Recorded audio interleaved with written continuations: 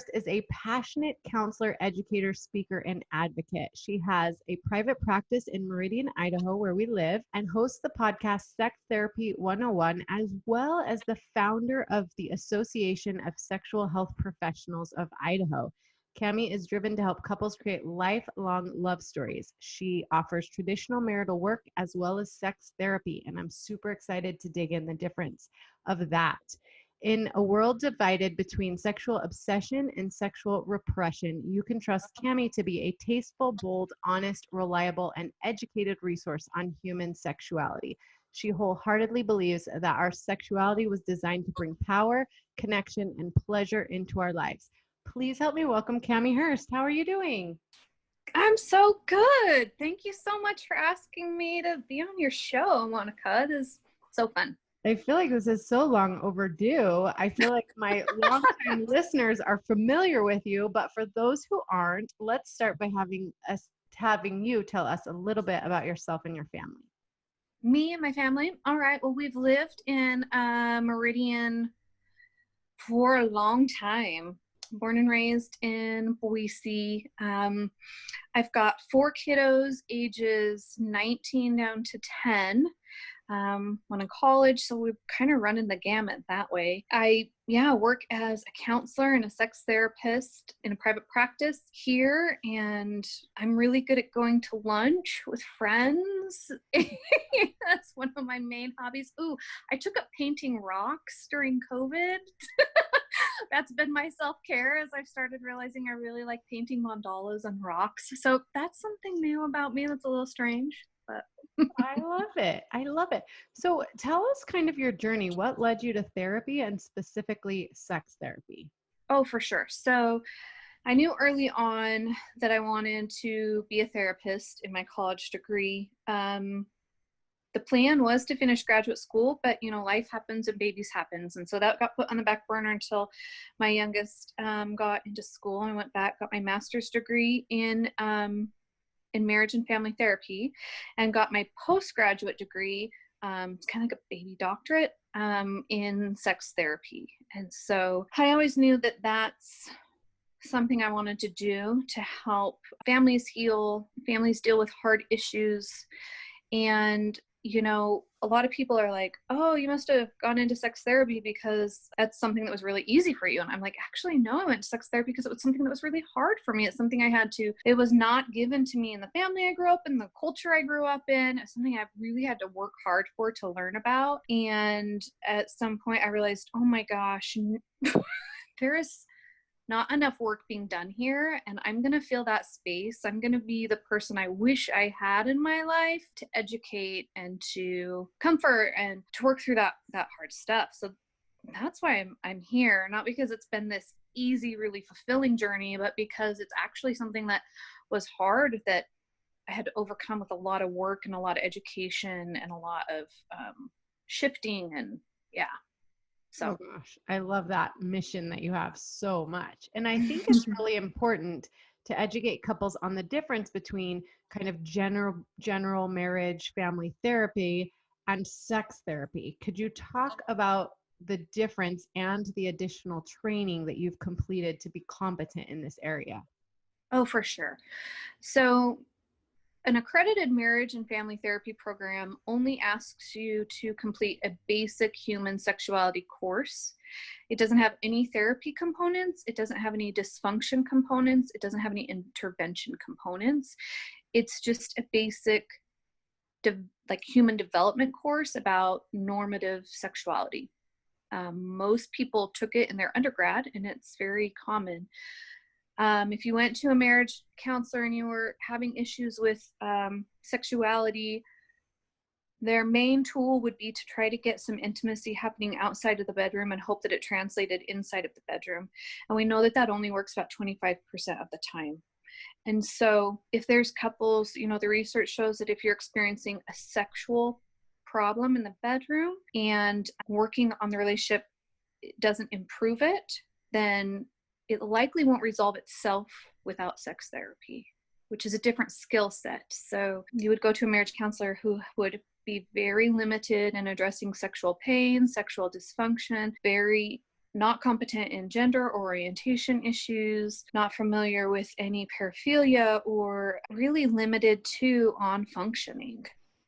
So my postgraduate work really combines that education, the biological piece, with the psychological piece and what happens in our sexual selves. Yeah, so much there.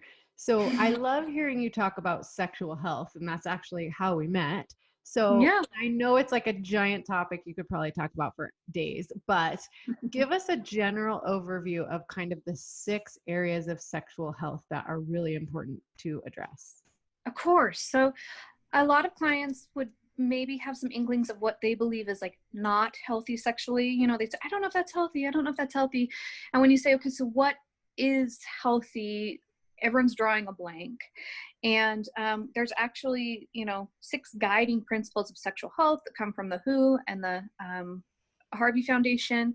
And I just recorded about an hour on this on my podcast, Sex Therapy 101, if anyone wants to find it. But Yeah, we'll link that basically, episode. yeah, basically the 6 principles are: there must be consent. Well, and the goal of healthy is to prevent any emotional or physical negative effects, right? Prevent any trauma, prevent abuse, prevent disease, prevent negative effects of an unhealthy sexual encounter. So first is consent. And a lot of married couples don't understand consent within the context of a marriage. They have more of a frat house idea of consent. If you want to have sex, yeah. And it's so much more than that. We talk about having honest no's and honest yeses. And I know, Monica, you and I have had that conversation. Also talk, included in consent is what we each enjoy, and we're tuning in to body language, facial expressions, and asking, are you enjoying this? Communication is part of consent. Number 2 is non-exploitation, where both parties are free from any power, extortion in obtaining sexual favors. So that can play out in a marriage most often with an affair. That's a exploitation of trust. Also, when it's unfair sexual favors, like, I'd like to buy a new couch. Well, I'll buy you a new couch if you have sex every day for a month. Like, that's exploitation. You're using your financial power to gain sexual favors. And so exploitate, or somebody is recording someone without their consent. That's exploitation, using your power. Honesty is a huge one, a huge factor. And we spend a lot of time with people on my couch talking about honesty in our sexual relationship, whether or not we're faking something to boost someone's ego, whether a certain activity means the same thing to both parties or not. And it takes a lot of courage to be honest when there's a sexual problem. And we tend to sweep those under the rug because they seem so fragile, so tender, that sometimes we're even scared to address them. So honesty. 4th would be shared values.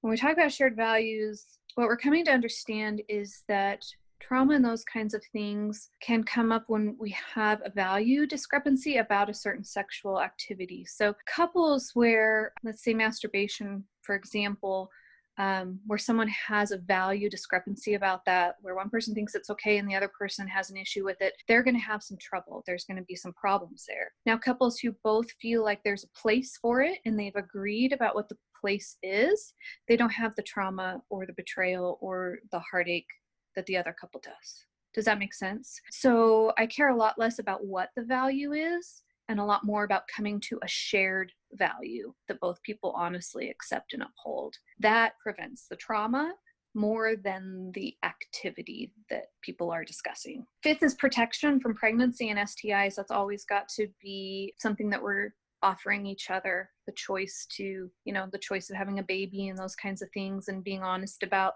our exposure. This comes up a lot more when there's been an affair, which is exploitation, and then someone doesn't realize that their health has been put at risk without their consent or knowledge. It's really common when that first, hey, I want to get a divorce, by the way, there was an affair, and the very next thing they're doing is going to get their STI test. So, and then the 6th principle is mutual pleasure. that both people have a right to mutual pleasure, that the goal is mutual pleasure, and that may or may not be an orgasm, but the goal is mutual pleasure together. So when we establish these 6 principles as sexual health, this is the foundation that we start to build upon for couples to build a lifelong, enjoyable sexual experience together. And these aren't just for these aren't principles for people who are having casual sex. These are principles that married, committed couples also need to make sure are a foundation of their relationship. Yeah. So that brings me to my next question, which is, why, in your professional opinion, is sexual intimacy so important to a marriage? And do you think that a couple can truly be happy long term without nurturing their sex life? I think it depends. So that's it's a really diplomatic answer of me, wasn't it? I think it depends. I'm like, uh-oh. I think first and foremost, our sexuality is a vital, important piece of our personhood. So I'm going to make that statement before we say it's an important part of the relationship. If an individual can't make room for sexuality as part of their wholeness as an individual, their progression will be a little bit limited. So a lot of people who have splintered off or done a psychological split from their sexuality. And when you look at psychology and when we psychologically split any aspect of ourselves, it's very damaging. So first and foremost, I think sexuality exists for us as individuals and people to be whole. And then we bring it into the relationship to share it with another. And really, sexual intimacy as a couple is saying, I want to have this physical experience, and I want you to be the one I have it with. I want you to be the one who gives me that pleasure. And so that can do a lot for reinforcing the relationship. Now, that being said, I have a lot of people on my couch who are very committed, who are good friends, have a great partnership, genuinely like each other, and really struggle with sexuality, either as an individual, and that complicates it, as a couple, or as a couple. And when I said it depends on if, I don't know that a relationship can be all it can be without a positive sexual side. Sometimes there are concessions that people make to stay friends, to stay partners, right? If I had 2 individuals who were genuinely asexual, I'm not going to give them my goals of what I think a sexual relationship looks like. It's their goals, and we try to meet those. And so there are couples who are very comfortable saying, we are both genuinely happy with a sexual experience every 6 months. We're totally happy. Awesome. There are other couples who would divorce over sex only being every 6 months. So when I say it depends, it really matters on the level of distress that a couple or one party in the couple is experiencing over the sexual relationship. There's 100 ways to have a good, healthy relationship, and 100 ways to have a good sexual relationship. And so I don't bring to the table any of my biases of what I would want or what I would think should be happening. It really depends on the couple's goals and what feels good to the couple. So that actually brings up a really interesting question I wanted to ask you. Do you feel like you can improve your sexual relationship on your own without your spouse? Is that something that happens sometimes? Yeah, I think you can. Well, 100%, but it might be a little different than what you're asking. I think individuals can definitely improve the way they relate to their own sexuality. They can work on their shame. They can work on their acceptance. They can work on knowing their own bodies. They can work on understanding their brand of pleasure. They can work on rewiring negative messages that they might have gotten from their culture or their family of origin. And that can translate well into the relationship, but also a long-term relationship is a system.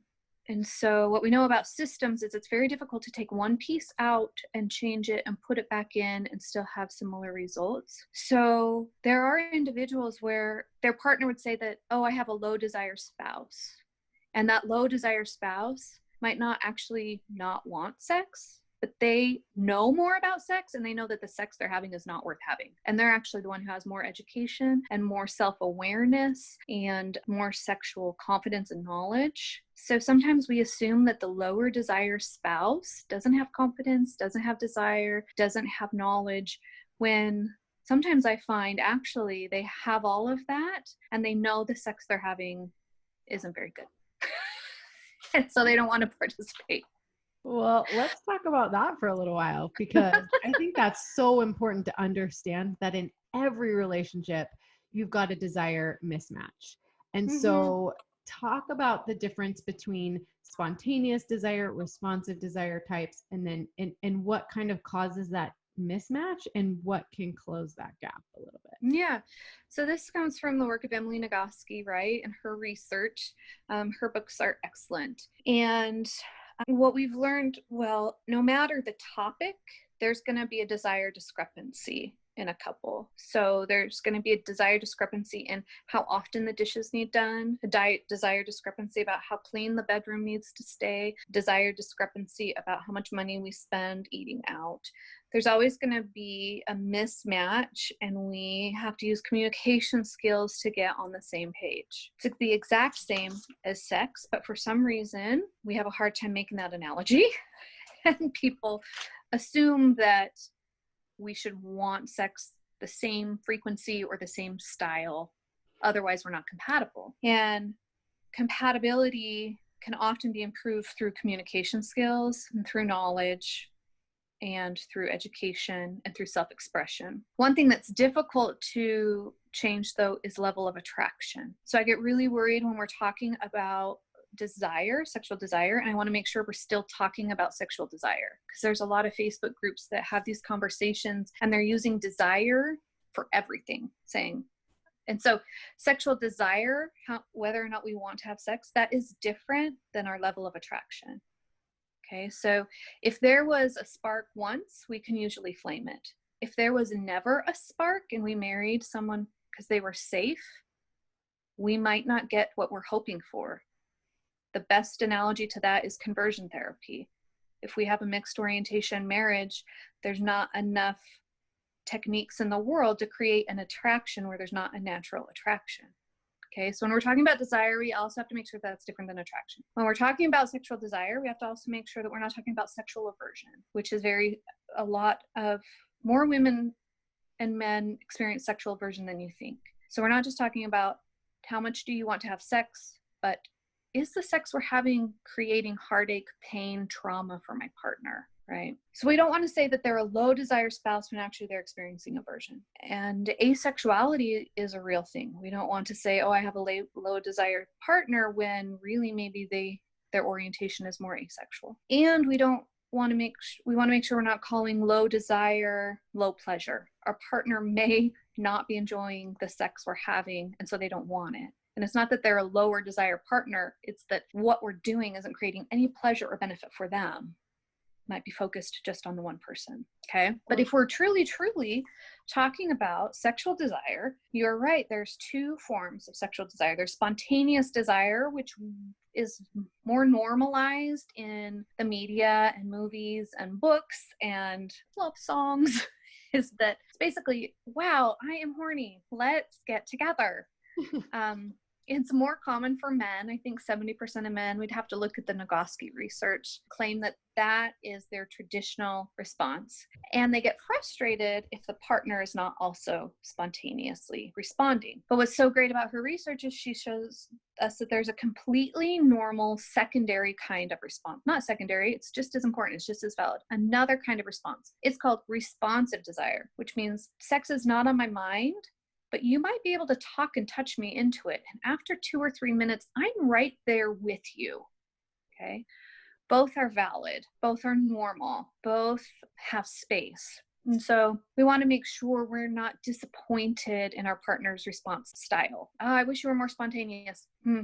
Not a lot we can do to change that, but we can learn to lean in and appreciate if our partner has a responsive style and learn how to make that work for us, you know? Yeah, I love that. So you've actually mentioned this word a few times, asexual. Tell us kind of what that means. And is there a way to like find out if because I know in the people that I work with, there's a lot of heartache when the spouse is completely unresponsive to all sexual overtures, right? And so is there a way to kind of figure out if your spouse is asexual or if you are asexual? So there's not like an online test, but we Personality test, anything? I would talk to a professional, but let me tell you how I try to noodle out what's going on if an individual has no interest. That's going to spike my thoughts that either there might be some asexual going on, there might be some aversion going on, or there is very little education. They don't know what's pleasurable for them. So there's no way their partner is going to be able to please them. Okay. So asexuality is under the umbrella queer term with the LGBTQ population. Asexuality is a little bit more of a sexual neutral individual. It's not that they don't want to have sex. That is going to be more the averse individual who has a phobia or an aversion to sexuality. It's more of a I could take it or leave it. And my experience is sometimes good, sometimes fine, staying in that neutral zone. A lot of asexual individuals have healthy sex lives with their partner. It takes just more negotiation, more communication, more sensitivity, probably more planning. But actually, asexual individuals masturbate more than heterosexual individuals because they still enjoy the result of an orgasm, but they don't have much desire to share that with another individual or really see a need to.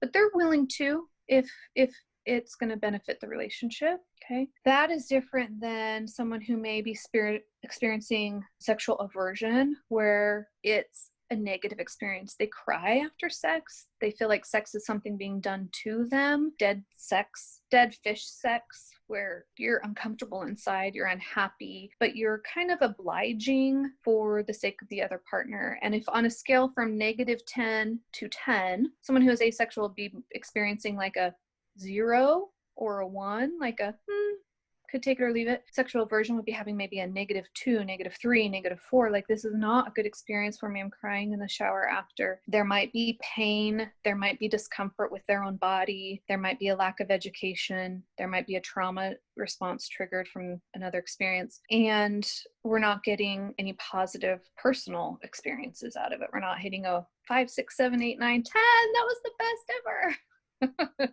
You know.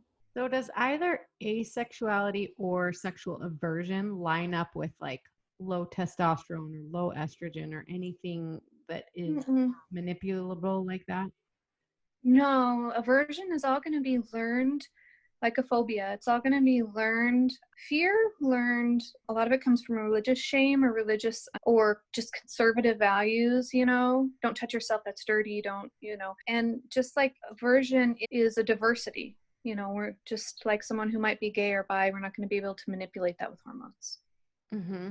So if they want to be in a committed relationship, whether it's heterosexual or homosexual, and there is this aversion to sex, is that something that you just recommend seeing a sex therapist about? Is there other avenues that the couple can look into?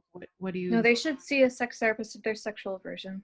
Okay. A psychologist might be able to do it. You'd be treating it with in the same frame that you would other aversions or other phobias. But if you find someone really not wanting to mobilize or try or make effort, I'm going to start looking at whether or not there's some aversion happening for them. Okay. So on a lighter note, if a couple that was heavy. If a couple has become kind of complacent, hit a rough patch, or totally neglected this aspect of their marriage, what's a good place to start kind of reigniting their passion or desire for each other? Okay. I'm an education nerd, so I might start there, but that's just really my mode of change. If a otherwise happy couple and there's been a decent spark in the past hit a rough spot, it's gonna happen after the first child. It's gonna happen again harder after the third. It's gonna happen with the job change. It's gonna happen with the move. There's these really predictable times when couples are gonna hit a rough patch. And they usually correlate with our stress level because reproduction is optional. If we are in crisis or under stress, our mind and our body are not going to be sending the energy there. It's going to be sending it other places. So we have to intentionally redirect it and say, I want to send some resources to our sexual relationship and come out of this funk that's been caused by whatever. A few things that I think for a couple where it's been fairly enjoyable in the past that can be really fun are some like yes, no, maybe apps. I like Spicer and Mojo Upgrade, where basically it's an app that shows you, it gives you some more ideas of how do we put more enjoyable activities on the table to say yes to. Instead of we either don't touch or we have intercourse, let's put more out there to say yes to. Okay, so you take a little test and there's going to be stuff you think sounds great. There's going to be stuff you think sounds terrible. And that's all up to your tastes and your preferences. We are all different. And you individually say, yes, I'd love to do this. Maybe I would try that. No, I'm not trying that. And it generates what's in common and shows you, here's what you have in common, so that nobody's getting their feelings hurt from, oh, I really wanted to try this and they don't want to try it with me. And it just says, here's what's in common. Here's what we can try on the table. And it can be a fun jumpstart of things. Oh, I never thought about that. That would be really fun. Other things that I would do to jumpstart, I think every couple, well, every woman who's 18 or older needs to read Becoming Cliterate. And every individual who loves a female-bodied individual needs to read it if they intend to be in a sexual relationship with them also. What I like about Becoming Cliterate is it provides all the education and corrects a lot of the myths that are creating mundane sex or dishonest sex or unpleasurable sex, male-oriented sex. It corrects all the stuff we picked up along the way from our culture or our family of origin or wherever. Corrects it. It's very educational, but at the end, it gives us other scripts instead of how we talked earlier about that PG-13 script that we think sex needs to look like. It says it could look like that, or it could look like this, or this, or this, or this. And she gives like 5 or 6 or 7 new scripts. And so couples who are stuck in mundane experience are just in that script. It's become habitual.